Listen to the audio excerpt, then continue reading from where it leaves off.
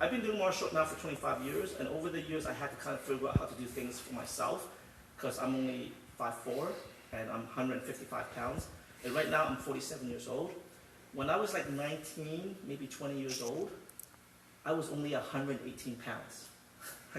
I was basically like a teenager, lighter than a teenager. And what happens when I watch martial art training or instructional videos, especially self-defense, is taught by really big guys.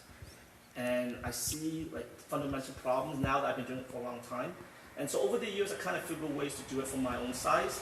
And so this move today applies to self-defense, law enforcement, and especially female law enforcement or any law enforcers who are like small in size.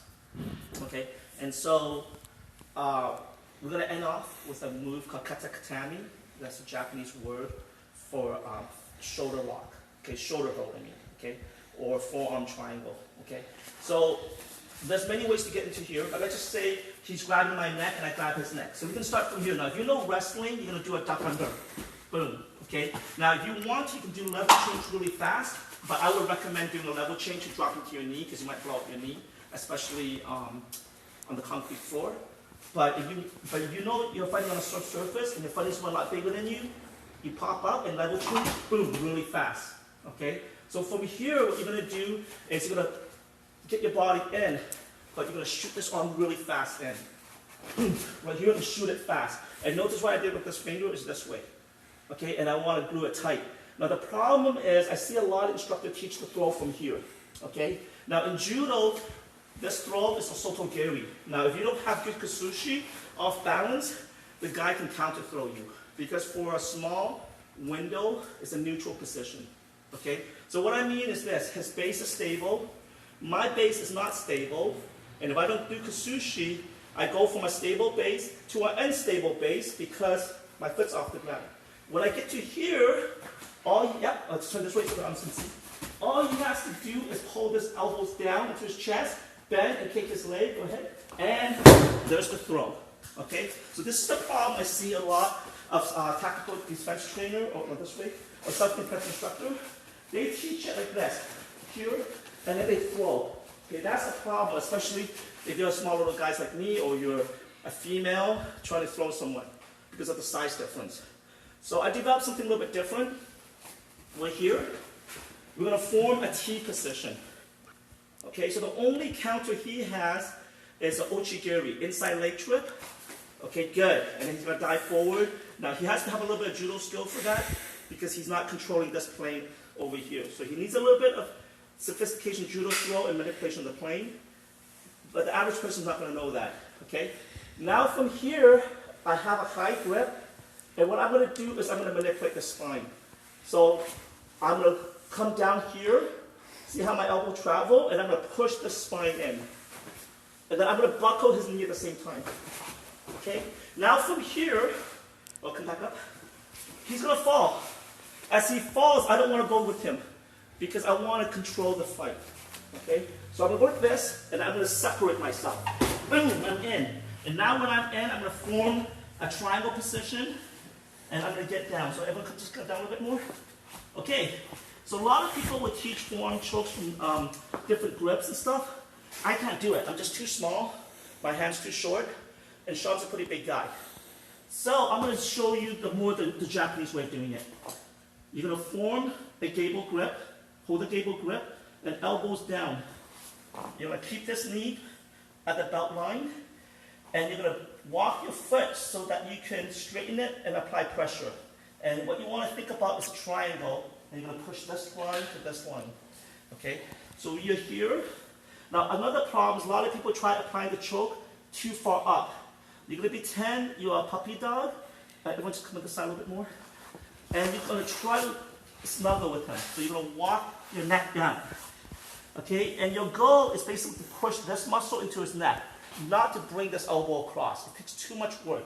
So I'm down, okay? And I'm gonna, if he turns, I'm going to manipulate him. Now, how do I manipulate him? I'm going to move, I'm going to ratchet this elbow joint.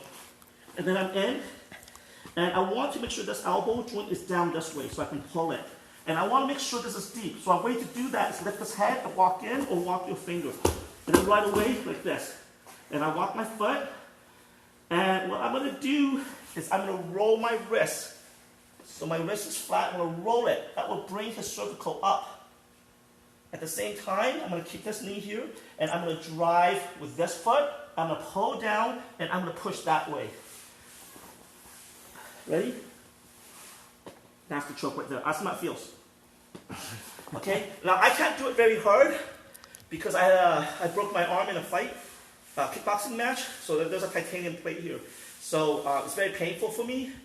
But it's much different than holds where you're grappling from here and stuff because I can't do it. I'm just too small. Okay? Okay, he grabs my neck. Or you go into a fight like this. We go into a Muay Thai or over-under position. Over position. I like this position good because you can headbutt, knee, and you can flip up. Okay? It's more dynamic. So you're fighting, boom, right here. Knee, slap the head, elbow. Okay, sorry. Too hard. So this is more dynamic. Control. Okay? See this? You control. You need to know how to do stuff like that. Control the headbutt. Flare in, up. Gable grip. He's leaning forward. I'm fine with that. I'm going to go in deep and manipulate the spine. At the same time, if I can, buckle his knee. I'm going to separate myself. Okay? From here, I'm going to get in and come up the center of it. And then what I'm going to do, if I can, is get deep.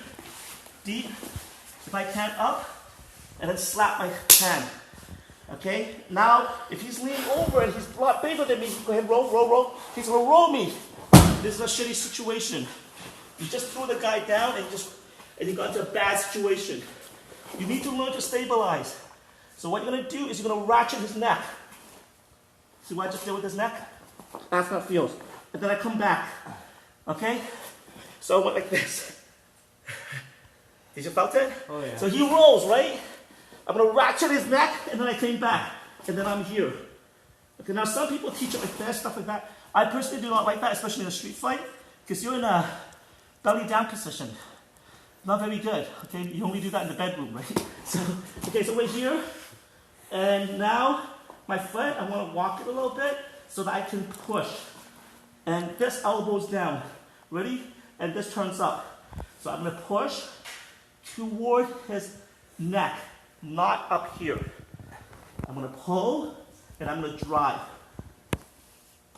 That's how quick it is. Okay, so many ways to get into this position. Collar tie. If you're a wrestler, you know how to do this already. Okay? If you can, control, can you see this finger here? Control this. If you can. Okay? But you might not be able to do it, especially if there's a size difference. Okay? You can control from here. Oh, sorry. Are you okay? Yeah. You can flare up. You need to learn to do stuff like this. Elbow, headbutt, turn. Okay? This is super important. You want to walk your head to here so you can headbutt him. You do not want to be here because he's going to headbutt you, you're going to headbutt him. You win the fight, okay? And you get a shiner, and then you're going to have to pay a big hospital bill because you might get infection. So keep your head here. I can headbutt him, but he can't headbutt me. Everyone understand? So I am, I don't want to be here, but I'm here. Okay, I put it up. And now Charlie's his shoulder is a lot smaller than, the width of his shoulder is a lot. So look how easy it is. I'm here, then I come to here. You ever see this? And then I'm going to manipulate his spinal system and tap. Now here's the other thing you guys need to do. Think of the letter T position, letter T. So before you get to your letter T, and you're going to buckle. Now watch how I buckle. I'm short, you've got to raise your foot. If you keep your foot down and you buckle, you may not hit his knee where his knee is. So how do you get there? You raise your foot. Now I can reach him. Everyone see that? So if I stay down, also all I have is this. I will have less dynamic movement.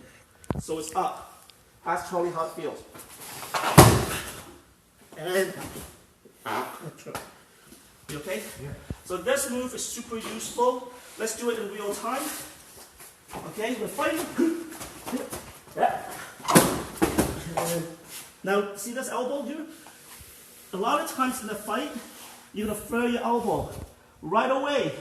Walk it down, but you're going to feel tight here. So what you're going to do is realign your knee. So here's no good. Realign it.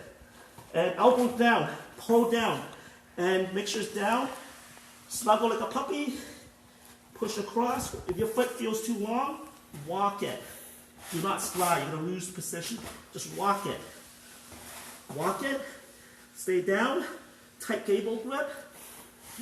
Roll your wrist. Mr. Chung, are you guys okay? Yeah. Okay, let's give this a try for 5 more minutes, and then we'll grab.